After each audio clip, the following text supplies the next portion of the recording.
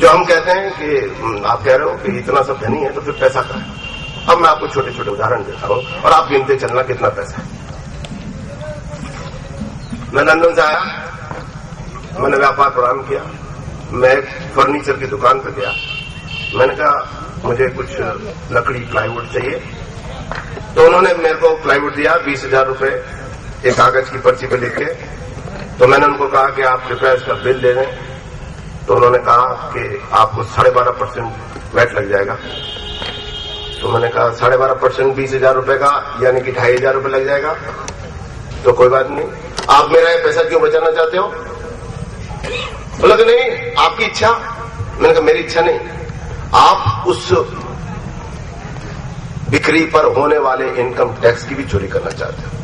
2,500 मुझसे बचवा रहे हो, 1,000 रुपए खुद बचा रहे हो, 3,500 रुपए का एक राष्ट्र को जो रेवेन्यू मिलने वाली थी उसका नुकसान हो रहा है। एक छोटी सी अजमेर शहर की एक छोटी सी दुकान की एक बिक्री 3,500 रुपए का इस राष्ट्र को नुकसान करती है। अजमेर शहर में कितनी दुकानें, राजस्थान में कितनी दुकानें, हिंदुस्तान में कितनी दुकानें, कोई बात नहीं, भूल जाओ। मैं एक दुकान पे गया ऑफिस की कुर्सी लेने के लिए, वहां पे इंपोर्टेड फर्नीचर आता है। आप देखिए विषय बहुत गंभीर है।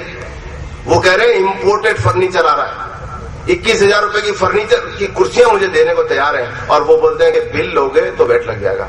तो भाई आपके पास बिगर बिल का पहली बात तो आई कैसे, कहां से आई? चलो वो विषय लंबा है, बाद में करेंगे, कोई बात नहीं। तो आप मेरे को बिगर बिल की देना चाहते हो, तो टैक्स इनकम टैक्स की चोरी करना चाहते हो, कोई बात नहीं, मैं वैट देने को तैयार हूं, आप बिल दीजिए। बड़े नानुकर से उन्होंने बिल दिया। कितने लोग इस तरह के व्यापार में राजस्थान में हिंदुस्तान में अपन जोड़ते चलेंगे। मैं एक दुकान पे जाता हूं, मैंने कहा कि साहब आप मेरे को ये मिठाई दीजिए 240 रुपए की और एक 52 रुपए का नमकीन का पैकेट दीजिए। तो मैंने कहा साहब लीजिए। मैंने कहा आप इसका बिल दीजिए। भाई साहब वैट लग जाएगा। जो भी व्यक्ति आपसे, आप जिसके पास जा रहे हो, वो आपको पहला प्रश्न कर रहा है, पहली बात बोल रहा है वैट लग जाएगा, तो डरा रहा है, मत लो, पैसे बचाओ। अच्छा, मैंने कहा कोई बात नहीं। मैंने कहा लग जाएगा तो लग जाएगा भाई साहब, अगर आप मैं वैट नहीं दूंगा तो आपके बाहर सफाई कैसे होगी, बिजली कहां से आएगी, पुलिस को तनख्वाह कौन देगा? चलिए कोई बात नहीं, लंबा विषय छोड़ दीजिए, आप बिल दे दीजिए। उन्हें साहब 240 रुपए पे तो 4% है और 52 रुपए पे 14% वैट है, तो मैं 292 का एक ही बना दूं 4% पे? मैंने कहा बिल्कुल, ये तो बहुत अच्छी बात है, आप 240 का एक ही बना, 292 का एक ही बना दीजिए। लेकिन याद रखिए जो 240 की मिठाई आप दे रहे हैं, जो 350 की काजू की कतली है, वो भी आपको 240 के भाव से देनी पड़ेगी। नहीं नहीं, क्यों? वो तो अलग भाव की। अरे जब आप इस राष्ट्र की, इस राज्य की जो रेवेन्यू को आप अपनी मर्जी से बदल सकते हो, तो फिर आप उस मिठाई की रेट क्यों नहीं बदल सकते हो? उसके लिए सब एक क्यों नहीं कर सकते हो? चलो कोई बात नहीं, लंबा विषय, बहस में नहीं पड़ेंगे, आप दे दो। 240 पे 4% के हिसाब से 10 रुपए, 52 रुपए पे 14% के हिसाब से 7 रुपए, यानी कि 292 रुपए की बिक्री पे 17 रुपए। जिस दुकान में मैं खड़ा हूं, जिस दुकान से मैं सामान लेता हूं, उस दुकान पे 292 रुपए वाले सुबह से शाम तक लगभग 2,000 लोग आते हैं। अब आप गणित यहां से शुरू होती है। एक 2,000 की 292 की बिक्री, एक व्यक्ति से 17 रुपए, 2,000 आदमियों से 34,000 रुपए, 34,000 रुपए, यानी कि अगर आप 140 लोग 6,000 रुपए महीने का अगर वहां पे लगाएं, तो केवल मात्र एक दुकान की वैट से उनकी तनख्वाह चल सकती है। 140 लोगों को आप उस केवल मात्र एक दुकान से नौकरी दे सकते हैं। कौन सी गरीबी है? कोई बात नहीं, इसको अपन बेईमानी कह सकते हैं। एक ऐसी 50 साल पुरानी दुकान मिलती है जहां का जो मालिक है वो सेठ साहब कहलाता है, सब लोग उसको सेठ साहब के नाम से जानते हैं। मैं उनके पास जाता हूं, कुछ सामान लेता हूं, बोलता हूं कि साहब आप इसका बिल दे दीजिए। तो वो बोलते हैं क्या का बिल? अरे साहब आपने जो दिया, तो अच्छा अभी देता हूं। वो अपने लेटर पैड के ऊपर मेरे को उसका बिल देते हैं। 50 साल पुरानी दुकान, यानी कि हर व्यक्ति यहाँ पे, जो अभी तक मैंने बताया, हर व्यक्ति चोरी करने लगा। जोधपुर में मैं वहां से मिठाई लेता हूं, मैंने बोला कि साहब आप मेरे को मिठाई दीजिए। उनका सब ठीक है, 180 रुपए के गुलाब जामुन 1 किलो। उन्होंने 180 रुपए लिए। मैंने कहा आप मेरे को बिल दीजिए। अब आप देखिए, इसको थोड़ा सा गहराई से देख लीजिए। ये 180 रुपए की मिठाई, बिल मांगा तो बिल क्या आया? 170 के गुलाब, 72 के गुलाब जामुन और 8 रुपए वैट के। ऐसे करके 180 रुपए, यानी कि वैट आप सबसे ले रहे हो, दे उसी का रहे हो जिसका बिल बना रहे हो।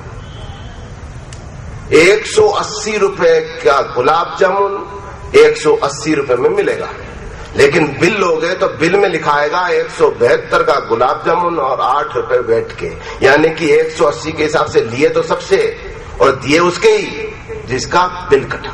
और वो मान्यवर शहर में सेठ साहब के नाम से जाने जाएंगे। कोई बात नहीं। रेस्टोरेंट में मैं जाता हूं, 17 रुपए की कचौरी, 17 रुपए की, उनसे मांगता हूं 4 कचौरी, वो बोलते हैं 68 रुपए। मैं बोलता हूं लीजिए 68 रुपए बिल दीजिए। काय का बिल? अरे जो लिया उसका बिल। अच्छा बिल दो उनको, दिया साहब। 65 रुपए की कचौरी, 3 रुपए का वैट, 68 रुपए की कचौरी, यानी कि आप वैट सबसे ले रहे हो, दे नहीं रहे हो। कोई बात नहीं। एक मिर्ची बड़े का व्यापारी, उसके इनकम टैक्स का छापा पड़ता है, वो छापा पड़ता है 50 लाख रुपए। इतने अहंकार से वो व्यक्ति इनकम टैक्स ऑफिसर्स के सामने रखता है, ये लो साहब आपका काम यहां खत्म हुआ। क्यों? 50 लाख रुपए आप ऐसे दे रहे हो। और वो व्यक्ति वापस उसी क्रम को, जिस क्रम से बेईमानी से उसने 50 लाख इकट्ठे किए थे, उस क्रम को वापस कंटिन्यू करता है। उसका कुछ बिगड़ता नहीं। कोई बात नहीं, परेशान नहीं होना, निराश नहीं होना। अपने पास रास्ते, अपने पास इन सब बातों के रास्ते, निराश नहीं होना। बात सुनते रहना, जोड़ते चलना, गिनती गिनना। हम लोग क्या कर रहे हैं, हम लोग किस स्थिति में। मार्बल व्यापारी, किशनगढ़ मार्बल की मंडी, मित्र के साथ आए, 15 लाख रुपए का मार्बल चाहिए, कहां लेके जाना? अजमेर। अरे फिर तो कोई टैक्स बिल की जरूरत ही नहीं। क्यों? 15 लाख रुपए का बिल की जरूरत ही नहीं। क्यों? 4% का वैट लग जाएगा। तो हमको क्यों डरा रहा है? ये बोल के साहब मेरे को इनकम टैक्स देना पड़ जाएगा, ये कोई नहीं बोल रहा है। ये कोई नहीं बोल रहा है कि मुझे इनकम टैक्स देना पड़ रहा है, दूसरे को डरा रहा है, अरे आपके वैट लग जाएगा। अच्छा कोई बात नहीं। किशनगढ़ में मार्बल, मकराना में पत्थर, कोटा में पत्थर, किसको खा रहे हो? इस धरती को। और फिर जोर से गर्व से बोल रहे हो इस देश के अंदर गरीबी है।